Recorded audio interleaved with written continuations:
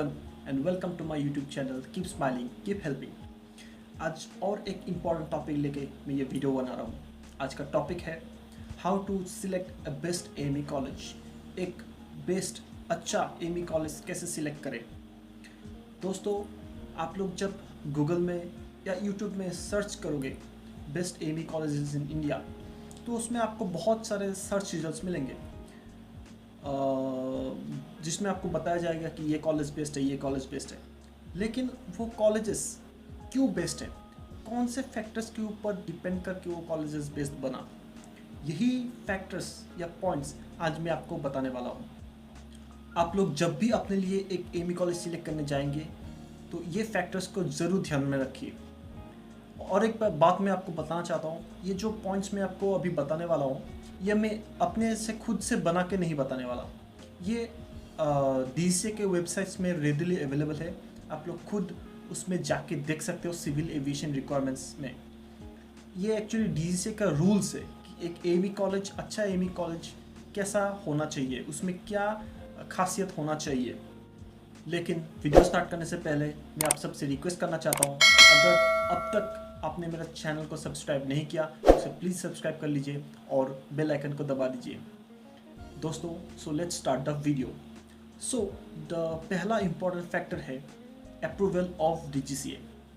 जब भी आप एक एमी कॉलेज सिलेक्ट करोगे तो वो एमी इंस्टीट्यूट DGCA से अप्रूव होना ज़रूरी है। लेकिन आपको ये कैसे पता चलेगा कि वो एमी कॉलेज DGCA से अप्रूव है कि नहीं? दो तरीके हैं। पहला, आप गूगल में जाइए और सर्च कीजिए CAR 147 basic approved DGCA approved AME institutes. तो आपको एक लिस्ट मिल जाएगा अप्रूव्ड एमी इंस्टीट्यूट्स का। सेम लिस्ट मैं आपको वीडियो के जो डिस्क्रिप्शन है उसमें डाल के दूंगा, आप लोग उसको वहाँ पे भी जाके देख सकते हो। और दूसरा तरीका ये है, आप जब भी एक एमी इंस्टीट्यूट विज़िट करोगे तो उनके पास वो अप्रूवल सर्टिफिकेट होना ज़रूरी है।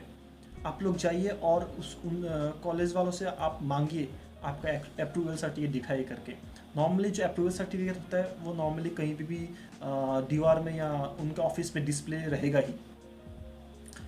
दूसरा इम्पोर्टेंट पॉइंट है नंबर ऑफ क्लासरूम्स। जो एमी इंस्टीट्यूट अच्छा एमी इंस्टीट्यूट होता है उसमें सफिशिएंट नंबर ऑफ क्लासरूम्स होते हैं या होना चाहिए एज पर DGCA रूल। और जितने भी क्लासरूम्स हैं सब में LCD प्रोजेक्टर्स या ओवरहेड प्रोजेक्टर्स होना ज़रूरी है। यह भी DGCA का एक रूल है।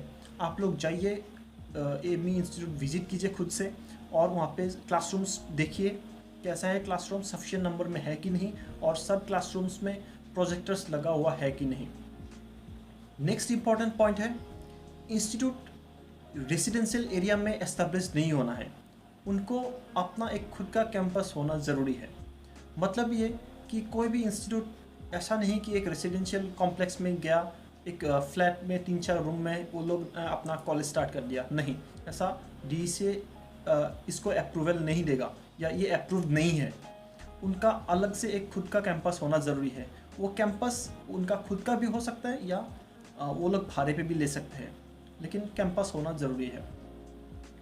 Next important point is hanger या कवर्ड एरिया।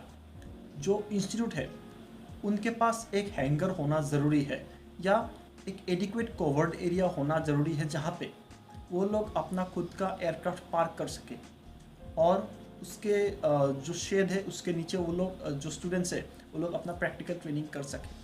तो अब जब भी आप लोग एमी इंस्टीट्यूट विजिट करने जाएंगे तो ये ज़रूर देखिए कि उन लोग के पास हैंगर है कि नहीं या शेड है कि नहीं अपने जहाज़ रखने के लिए। Next important point is the institute should have a workshop for demonstration to their students. उनके पास एक खुद का वर्कशॉप होना ज़रूरी है जहाँ पे वो लोग अपना जनरल इंजीनियरिंग वर्क्स आपको सिखा सके, जैसे welding, non destructive testing, electrical work, lathe machine work, etcetera etcetera. Same workshop mechanical के लिए भी सेम वर्कशॉप एविनिक्स स्टूडेंट्स के लिए भी होना ज़रूरी है। नेक्स्ट इम्पॉर्टेंट पॉइंट इज़ उन लोग के पास प्रॉपर टूल्स एंड इक्विपमेंट होना ज़रूरी है। अपने एवेनिक स्टूडेंट्स को दिखाने के लिए जो इक्विपमेंट्स नेसेसरी है, जैसे रेडियो ट्रांसरिसीवर्स या एंटेनाज, ये नॉर्मल एवेनिक्स आइटम्स है जो एवेनिक स्टूडेंट्स जिसको देख पाएंगे और वो लोग सीख पाएंगे उनके बारे में। तो ये सब इक्विपमेंट्स कॉलेज में होना ज़रूरी है। देन आते हैं अगले इम्पोर्टेंट पॉइंट में, जो इंस्टीट्यूट है उनके पास एक खुद का एयरक्राफ्ट या हेलीकॉप्टर होना ज़रूरी है जिसका most of the primary systems काम कर रहे हो। ये एक डीजे का बहुत इंपॉर्टेंट रिक्वायरमेंट है।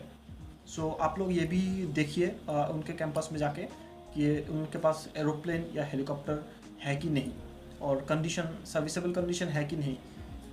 अगला इम्पॉर्टेंट पॉइंट और बहुत ही इम्पॉर्टेंट पॉइंट है एक एमई स्टूडेंट के लिए, वो है ऑन जॉब ट्रेनिंग। आप लोग जब भी इंस्टीट्यूट विजिट करोगे एडमिशन लेने से पहले, तो आप लोग ये कॉलेज इंस्टीट्यूट से ये ज़रूर पूछिए कि आप लोग कॉलेज 2.5 साल ख़त्म होने के बाद आप लोग ओजीटी के लिए कहाँ बच्चों को ट्रेन करते हो या कहाँ लेके जाते हो, या आप लोग का कैसा सिस्टम है ओजीटी के लिए, ऑन जॉब ट्रेनिंग के लिए। वो लोग most of the colleges normally अपने स्टूडेंट्स को अपने खुद के एयरक्राफ्ट में ऑन जॉब ट्रेनिंग करवाता है। अगर नहीं करवाते हैं तो उन लोग को एक वैलिड कॉन्ट्रैक्ट बनना पड़ेगा with some other approve maintenance organisation. तो ये बात भी आप लोग ज़रूर पूछिए कि आप लोग अपना स्टूडेंट्स को अपने खुद के एयरक्राफ्ट में ऑन जॉब ट्रेनिंग करवाते हैं या कहीं और लेके जाके उसको स्टूडेंट्स को ऑन जॉब ट्रेनिंग करवाते हैं। ये बहुत ही इम्पोर्टेंट पॉइंट है और आप लोग ये पॉइंट को ज़रूर ध्यान में रखिए जब भी आप लोग एक इंस्टीट्यूट विजिट करने जाएंगे। अगला पॉइंट है जो ध्यान देने वाला है, वो है उनका एक डेडिकेटेड वेबसाइट होना ज़रूरी है। आप लोग जब भी एमई कॉलेज एक सिलेक्ट करोगे तो नॉर्मली आप लोग एक वेबसाइट के थ्रू ही पहले देखना पसंद करोगे। तो वो कॉलेजेस का एक्चुअली एक अच्छा वेबसाइट होना ज़रूरी है जिसमें वो कॉलेज अपना पूरा इंफॉर्मेशन उसमें डाल दे और ताकि आप लोग को पता चले वो कॉलेज के बारे में। अगला इम्पोर्टेंट पॉइंट है वो है कॉलेज के पास एक लाइब्रेरी होना चाहिए। अभी जो लाइब्रेरी है उसमें जो किताबें होंगे वो कौन कौन से किताबें होंगे वो भी डीजीसीए ने सिविल एविएशन रिक्वायरमेंट में लिख के रखा हुआ है। तो एज पर दैट लिस्ट वो सारे बुक्स वो लाइब्रेरी में होना ज़रूरी है। तो ये बात एक्चुअली आप लोग जब नए नए जाएंगे तो आप लोग को तुरंत पता नहीं चलेगा, लेकिन फिर भी आप लोग एक बार देख भी सकते हो डीजीसीए को वेबसाइट में जाके, सिविल एविएशन रिक्वायरमेंट में जाके।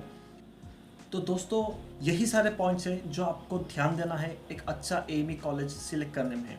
और यही सारे पॉइंट्स अगर कोई इंस्टीट्यूट में है या ये कोई इंस्टीट्यूट ये सारे पॉइंट्स को फॉलो करते हैं तो वो कॉलेज अपने आप एक बेस्ट एमई कॉलेज हो जाएगा।